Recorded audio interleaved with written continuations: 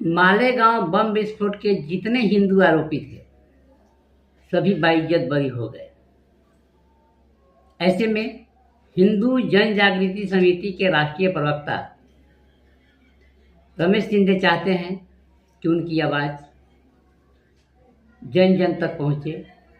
इसलिए आइए मिलते हैं हिंदू जन जागृति समिति के राष्ट्रीय प्रवक्ता श्री रमेश शिंदे से।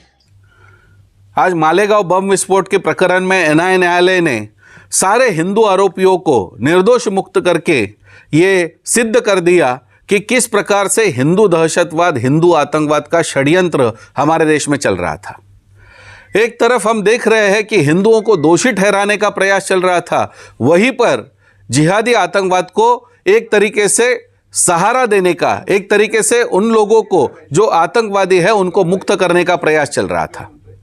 इन बातों को जब हम देखते हैं तो हमें स्पष्ट होता है, चाहे साध्वी जी हो, चाहे कर्नल पुरोहित हो, चाहे मेजर उपाध्याय हो, हमारे साधु संत, हमारे देश के जवान, इनको भी इसके अंदर दोषी ठहराने का प्रयास किया गया, उनको प्रताड़ित किया गया।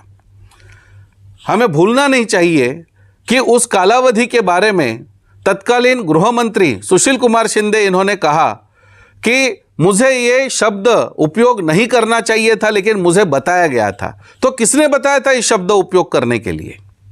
और हमें यह भी नहीं भूलना चाहिए कि जब मुंबई में 26/11 का हमला हुआ तो उस आतंकवादी हमले में कसाब जो आया था वो हिंदू नाम से परिचय पत्र बना करके, हाथ में लाल कलर का कलावा पहन करके, और उस पुस्तक के, उस हमले के बाद पुस्तक जो लिखी गई उसके अंदर ये बताया गया कि 26/11 का हमला ये आरएसएस की साजिश थी। इस पुस्तक के प्रकाशन में कांग्रेस के नेता उपस्थित थे। और केवल इतना ही नहीं, उसके बाद में महाराष्ट्र के एक आईपीएस अधिकारी शमशुद्दीन मुशर्रफ ये पुस्तक लिखते हैं कि ये जो हमला हुआ इसके लिए भारत की ही गुप्तचर यंत्रणा जिम्मेदार थी। तो इस प्रकार से भारत में ही अंदर से भारत के हिंदू समाज को, भारत की सुरक्षा को खोखला करने का षड्यंत्र चल रहा था।